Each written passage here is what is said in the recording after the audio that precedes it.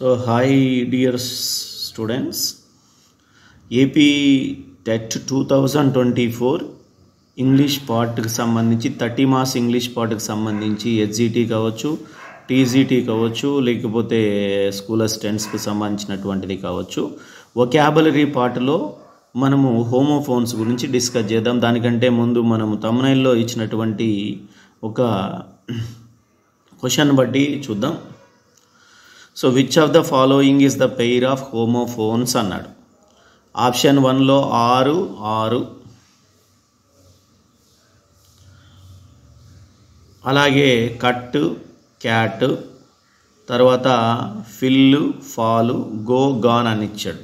So దీని నుంచి options ఎలా కనుక్కోవాలి? కింది వాటిలో ఏవి హోమోఫోన్ పెయిర్ ఆఫ్ వర్డ్స్ అనేటివి కనుక్కోవాలి. సో ఫస్ట్ దానికంటే ముందు హోమోఫోన్స్ అంటే ఏంటివి డిస్కస్ చేసి దాన్ని ఎక్స్ప్లెయిన్ చేస్తాను.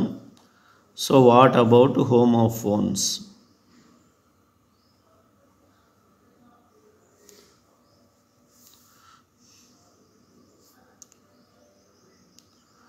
సో ఈ వర్డ్స్ వచ్చేసి having different spelling. Pair of వర్డ్స్కు డిఫరెంట్ స్పెల్లింగ్ ఉంటాయి. స్పెల్లింగ్స్ ఒకే విధంగా ఉండవు. తర్వాత డిఫరెంట్ మీనింగ్ ఉంటుంది.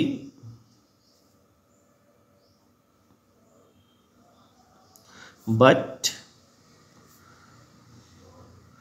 దే సౌండ్ ద సేమ్, అంటే దేర్ ప్రొనౌన్సియేషన్ ఈజ్ సేమ్. వాటి యొక్క ప్రొనౌన్సియేషన్ ఒకే విధంగా ఉంటుంది. తర్వాత స్పెల్లింగ్ వేరే విధంగా ఉంటుంది.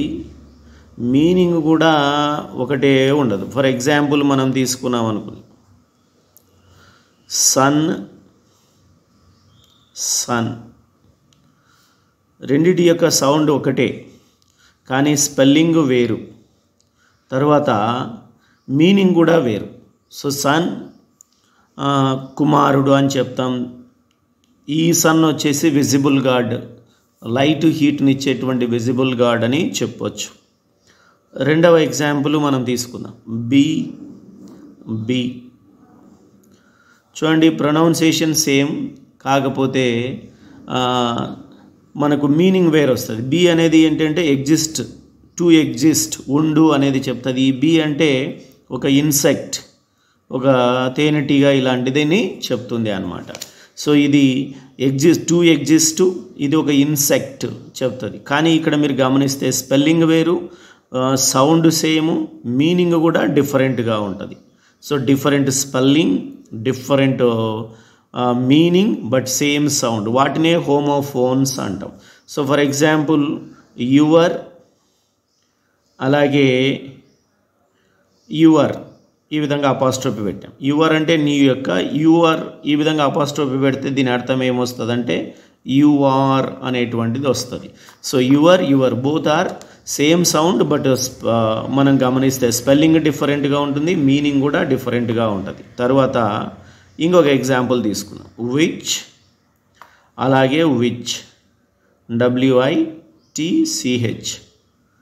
సో విచ్ ఇది మనకు ఇంట్రాగేటివ్ ప్రొనౌన్స్లోకి వస్తుంది, అలాగే ఇంట్రాగేటివ్ అడ్జెక్టివ్ కిందికి వస్తుంది. ఇక్కడ విచ్ అనేది ఒక పర్సన్ చెప్తుంది, మంత్రాలు, మాయలు, మెస్మరైజ్ చేసేటువంటి వ్యక్తుల గురించి చెప్తుంది. విచ్ వ్యక్తిని చెప్తుంది అన్నమాట.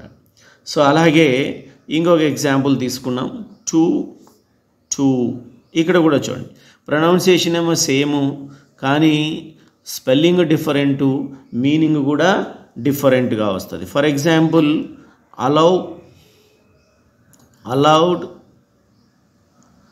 అలౌడ్ ఇవి రెండు చూద్దాం. సేమ్ ప్రొనౌన్సియేషను, కానీ డిఫరెంట్ స్పెల్లింగ్, డిఫరెంట్ మీనింగ్ వస్తుంది. దాని ప్రకారం చూస్తే ఇంకా మీరు పైన ఇచ్చిన క్వశ్చన్లో ఆప్షన్ కనుక్కోవడం చాలా ఈజీ. సో మనం గమనిస్తే different spelling, different meaning, same sound. ఇక్కడ చూస్తే కట్టు, క్యాటు ఇవి స్పెల్లింగ్ వేరున్నాయి, ప్రొనౌన్సియేషన్ కూడా వేరున్నాయి. ఫిల్లు, ఫాలు తర్వాత స్పెల్లింగ్స్ వేరున్నాయి, ప్రొనౌన్సియేషన్ సౌండ్ వేరున్నాయి. గో, గాన్ స్పెల్లింగ్స్ వేరున్నాయి, ప్రొనౌన్సియేషన్ సౌండ్ వేరున్నాయి. కాబట్టి ఈ 3 కాదు, ఇక్కడ గమనిస్తే 6. So option answer is first one or, అలాగే ఆర్. సో ఇది ఆర్ అనేది వచ్చేసి మనకు కంజంక్షన్స్లో యూజ్ చేస్తాం. ఆర్ అనేది లేక అనేది. ఈ ఆర్ అంటే ఏమని అర్థం అంటే ఇది కెమిస్ట్రీలో వస్తుంది, మినరలు ఆర్ట్స్కు సంబంధించి వస్తుంది, ధాతువు అని చెప్తాం, మినరల్ కెమిస్ట్రీ పార్ట్లో వస్తుంది. సో ఈ విధంగా హోమోఫోన్స్. సో మనము ఏంటి అనేది ఒక బిట్ వస్తుంది, వీటిపైన మనము ప్రాక్టీస్ చేస్తే సో ఈజీగా ఒక బిట్టు సంపాదించుకోవచ్చు. నెక్స్ట్ వీడియో క్లాస్లో మనము హోమోనిమ్స్ గురించి ఎక్స్ప్లెయిన్ చేద్దాం. That's all today's class.